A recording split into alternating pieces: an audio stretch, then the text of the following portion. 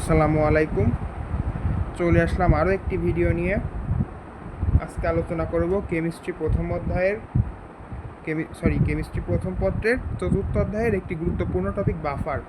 Maximum student দেখা যায় যে চেনে না কোনটি বাফার দ্রবণ, ফলে দেখা যায় যে তারা বাফারের ম্যাথ করতে যে ভুল করে ফেলে। তো আমাদের প্রথমে চেনা লাগবে কোনটি হচ্ছে বাফার দ্রবণ।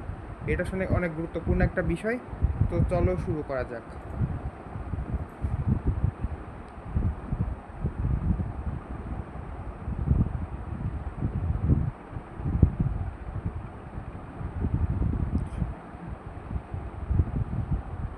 বাফার দ্রবণ হচ্ছে দুই প্রকার, একটা হচ্ছে অম্লীয় বাফার, একটা ক্ষারীয় বাফার। আচ্ছা বলে রাখি, আমার হাতের লেখা খুবই জঘন্য, বুঝতে তোমাদের একটু সমস্যা হইতে পারে। এটা আমার এইচএসসি লেভেলে থাকার সময় একাডেমিকে পড়ছিলাম, সেটার নোট দিয়ে তোমাদেরকে পড়াচ্ছি।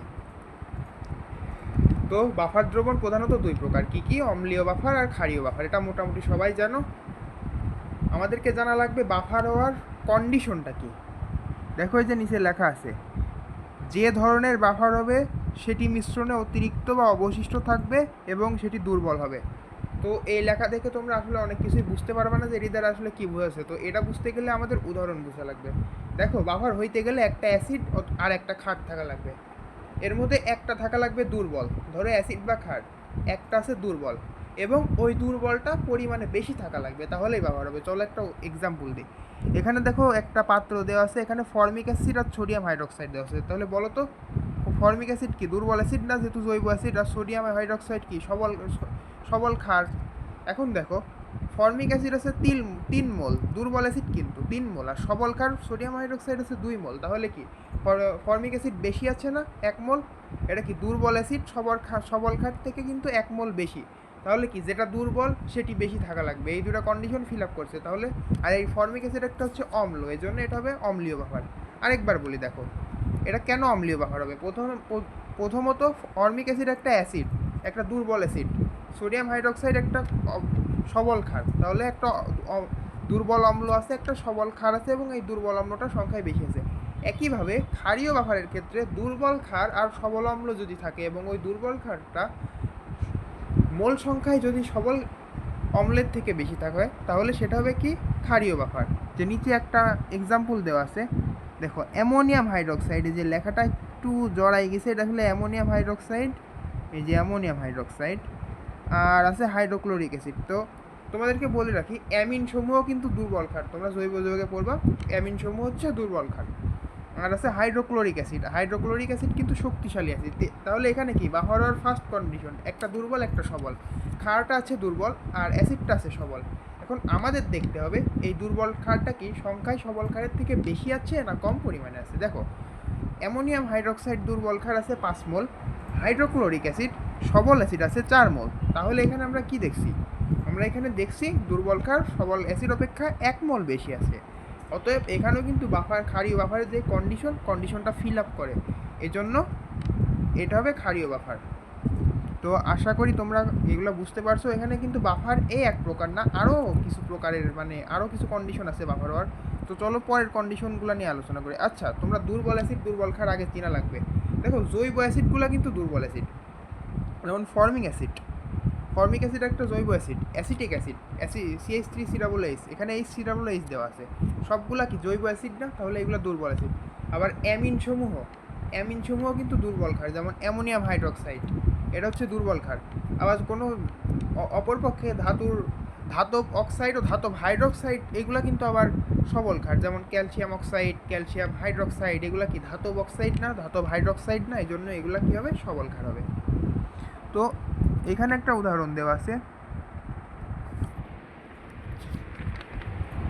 এখানে দেওয়া হচ্ছে আমার লেখাটা একটু ওই সময় জড়াই লেখা হয়েছিল, আচ্ছা কারেকশন করা উচিত ছিল। সোডিয়াম হাইড্রোক্সাইড, বোঝা একটু কঠিন হয়ে যাচ্ছে, অনেক দ্রুত লিখছিলাম ওই টাইমে, আর হাতের লেখা একটু জঘন্য রকমের, ওই জন্য একটু। আর এখানে হচ্ছে ফর্মিক অ্যাসিড দেওয়া আছে।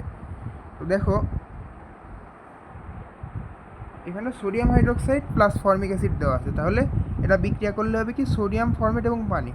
এখানে যদি ফর্মিক একইভাবে, এখানে কিন্তু আমি মোল সংখ্যা দিয়ে দিই নাই।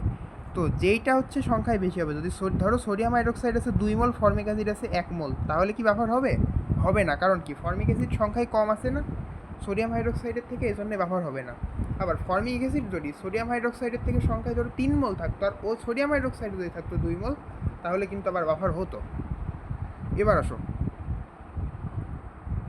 অম্লীয় বাফার দ্রবণে যদি অতিরিক্ত অম্ল এবং ওই অম্লের অনুবন্ধী ক্ষারের লবণ থাকে, তাহলেও কিন্তু বাফার হবে। আমরা এতক্ষণ কি পড়ে আসছি যে একটা দুর্বল অম্ল থাকা লাগবে এবং তার সাথে একটা সবল ক্ষার থাকতে হবে, এবং ওই দুর্বল অম্লের পরিমাণটা মোল সংখ্যা বেশি হলেই হবে অম্লীয় বাফার। বাট কন্ডিশন নাম্বার 2, এখানে অম্ল আছে ঠিক আছে, কিন্তু আমি যদি অনুবন্ধী ক্ষার না থেকে ওই অনুবন্ধী ক্ষারের লবণটা যদি থাকে, তাহলে কিন্তু সেটা অম্লীয় বাফার হবে, এবং উইদাউট মোল কন্ডিশন। তখন আমি মোলের দিকে তাকাবো না, মোল কার বেশি আছে নট ফ্যাক্টর, বা বিকজ কি এখানে আমার অন্য একটা কন্ডিশনে চলে আসছে, সেটা হচ্ছে অম্ল এবং অনুবন্ধী ক্ষার সেখানে কিন্তু নেই, শক্তিশালী ক্ষার না, সেই ক্ষারের লবণটা আছে। অর্থাৎ অম্ল লবণ আবার ক্ষার লবণ যদি এরকম থাকে, তাহলে কিন্তু আমরা মোল না গুনে চোখ বন্ধ করে বলে দেবো ইয়াস এটা হচ্ছে অম্ল বাফার, এটা হচ্ছে ক্ষারীয় বাফার। তো চলো পরের পৃষ্ঠায় যাওয়া যাক।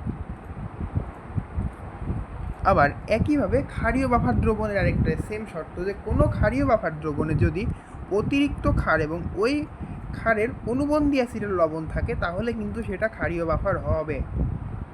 তো চলো আমরা কিছু উদাহরণ দেখি। তাহলে ক্ষারের ক্ষেত্রেও একই কন্ডিশন। ধরো একটা ক্ষার আছে এবং তার যেই অনুবন্ধী কনজুগেট বা অনুবন্ধী অ্যাসিড ওর লবণ আছে, তাহলে কিন্তু সেটা ক্ষারীয় বাফার অবশ্যই অবশ্যই হবে। যেমন ধরো এখানে formic acid by potassium hydroxide, এটার মৌলীয় অনুপাত দেওয়া হচ্ছে 1:1। এটা কি বাফার হবে? দেখো, ফর্মিক অ্যাসিড হচ্ছে দুর্বল অ্যাসিড, পটাশিয়াম হাইড্রোক্সাইড হচ্ছে সবল ক্ষার, দুটার মোল সংখ্যাই সমান। কন্ডিশন কি? আমার দুর্বল অ্যাসিড বেশি হওয়া লাগবে না? তাহলে দুর্বল অ্যাসিড কিন্তু বেশি, সবল ক্ষার কিন্তু কম। দেখো, এই কন্ডিশন মানলে আমার বাফার হবে, কিন্তু দুইটাই কিন্তু আমার 1:1.1, সরি পটাশিয়াম হাইড্রোক্সাইডে 1.1, উপরন্ত আমার কি ক্ষার কিন্তু অ্যাসিডের থেকে বেশি আছে, কিন্তু আমার শর্ত কী ছিল যে দুর্বল অ্যাসিডটা আমার বেশি থাকা লাগবে, তাহলে কিন্তু এটা বাফার হবে না। এবার 2 নম্বরে আসো, ফর্মিক অ্যাসিড, এই যে পটাশিয়াম ফরমেট, এই যে এটা কিন্তু এই যে পরের নিয়ম, যে অনুবন্ধী ক্ষারের লবণ।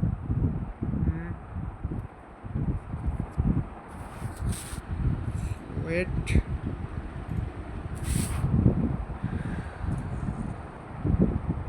এই যে আমরা চলে আসছি অনুবন্ধী ক্ষারের লবণ। এই দেখো, ফর্মিক অ্যাসিড এবং পটাশিয়াম ফরমেট, তাহলে কি অ্যাসিড আছে আমার অনুবন্ধী ক্ষার না দিয়ে লবণ, তাহলে কি এটা আমি চোখ বন্ধ করে মোল না দেখে বলবো বাফার? এখানে কিন্তু দেখো এটার কিন্তু মোল বেশি আছে, এখানে মোল বেশি থাকার কারণে কিন্তু হলো না, যেহেতু এটা সরাসরি ক্ষার দেওয়া আছে। কিন্তু অনুবন্ধী ক্ষারের লবণ হওয়ার কারণে এর মোল যেহেতু বেশি দেওয়া আছে, তো আমি মোলের দিকে তো আমি তাকাবোই না, এই জন্য এটা বাফার হবে। এটা কি বাফার? এটা অম্লীয় বাফার, বিকজ এখানে অম্ল বা অ্যাসিডটা হচ্ছে দুর্বল। ফর্মিক অ্যাসিড, ওই যে জৈব অ্যাসিড আমরা পড়ছি, জৈব অ্যাসিড দুর্বল। এবার অ্যাসিটিক অ্যাসিড আর ক্যালসিয়াম অক্সাইড। অ্যাসিটিক অ্যাসিড হচ্ছে একটা দুর্বল অ্যাসিড, ক্যালসিয়াম অক্সাইড সবল ক্ষার, এটা আমরা সবাই জানি।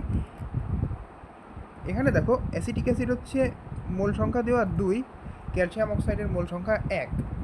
তো এক্ষেত্রে কিন্তু বাফার হবে। আমরা ক্রস চিহ্ন দেওয়া বলে তোমরা মনে করো না যে এটা কিন্তু বাফার হবে না, এই যে চিহ্নর দিকে তোমরা তাকাবে না, নিজের মতোই মনে করবা।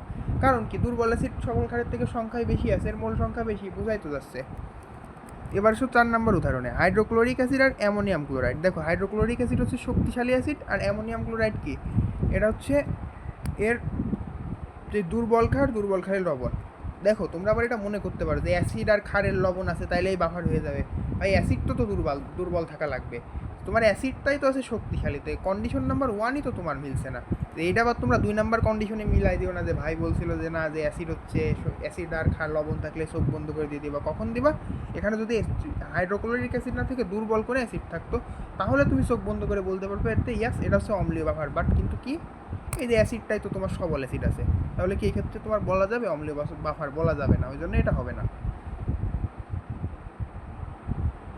এবার আসো 5 নম্বর উদাহরণে, এই যে ফর্মিক অ্যাসিড সোডিয়াম হাইড্রোক্সাইড, এই যে অ্যাসিড দুর্বল, ক্ষার সবল, কিন্তু দুর্বল অ্যাসিড কম, সবল ক্ষার বেশি, এজন্য বাফার হবে না। এই উদাহরণের আগে আমরা অনেকবার পড়ছি। এই যে দেখো 6 নাম্বার কিন্তু এই যে সেই লবণ, এই যে এইবার দেখো অ্যাসিড আর লবণ আছে, কিন্তু অ্যাসিডটা কিন্তু দুর্বল, এই জন্য তুমি মোল না দেখে চোখ বন্ধ করে বলে দিবা ইয়েস এটা হচ্ছে বাফার হবে, অম্লীয় বাফার। এবার দেখো 7 নাম্বার হচ্ছে ইথানোয়িক অ্যাসিড আর অ্যালুমিনিয়াম হাইড্রোক্সাইড 3.33:1.1। তো এটা একটু ক্রিটিক্যাল কোশ্চেন আছে, এটা আমি বলি। দেখো, এখানে হচ্ছে ত্রিঅম্লীয় ক্ষার মানে কি, প্রথমটার 3 মোল সমান পরেরটার 1 মোল, এটা আবার তোমরা মিলাই দিও না। তো প্রথমটা কিন্তু দুর্বল, তাই বেশি আছে, পরেরটা সবল, এটা কম আছে, তাই বাফার হবে, এভাবে তোমরা মিলাই না। দেখো এটা একটু ক্রিটিক্যাল কোশ্চেন, এর ক্ষেত্রে তোমার ত্রিঅম্লীয় মানে তিনটা, এর 1 মোল এর 3 মোলকে নিউট্রাল করতে পারে অ্যালুমিনিয়াম হাইড্রোক্সাইডের। এখানে তোমরা অনুপাত করলে দেখবে সেই 3:1ই হবে, 3.33, 3:1.1, তাহলে কিন্তু 3:1, তাহলে সমান সমান, এই জন্য এটাও কিন্তু বাফার হবে না। 7 নম্বর। তো আশা করি তোমরা মোটামুটি বুঝতে পারছো কোনটা বাফার হবে কোনটা হবে না, ও কন্ডিশনগুলাও যে 2টা কন্ডিশন আছে, ওই 2টা কন্ডিশনে তোমরা ফেলে হচ্ছে বাফারের যেই রেঞ্জটা যে কোনটা হবে হবে না বুঝতে পারবা। কিন্তু অবশ্যই মনে রাখবা যে প্রথমে যেটা থাকবে সেটা হচ্ছে দুর্বল। তো কন্ডিশন 2টা কী কী, একটা দুর্বল অ্যাসিড বা দুর্বল ক্ষার থাকা লাগবে, তার অনুবন্ধী ক্ষার বা অ্যাসিড সবল হওয়া লাগবে এবং দুর্বলটা পরিমাণে বেশি, এই একটা। আর একটা হচ্ছে দুর্বল অ্যাসিড ক্ষার থাকলে, লবণ থাকলে আমি মোল দেখবো না কার কত, ওটা এই বাফার, বাট একটা কিন্তু ওর মধ্যে দুর্বল থাকাই লাগবে, এই কন্ডিশন মাথায় রাখবা। তো আজকের এই শর্ট ভিডিওতে তোমাদের চিনাই দেওয়ার চেষ্টা করছি কোনটা বাফার কোনটা বাফার না। বাফারের অনেক ম্যাথ আছে, তো তোমরা যদি বাফার ঠিকঠাক চিনতে পারো তাহলে কিন্তু এই ম্যাথগুলো করা অনেক ইজি, এবং এখান থেকে সৃজনশীল কোশ্চেন আসতে পারে, বিভিন্ন ভর্তি পরীক্ষায় কোশ্চেন আসলে আশা করি তোমরা ফুল মার্ক পাবা। তো আজকের ভিডিও এই পর্যন্তই, পরে দেখা হবে নতুন কোনো টপিক নিয়ে। সবাইকে ধন্যবাদ।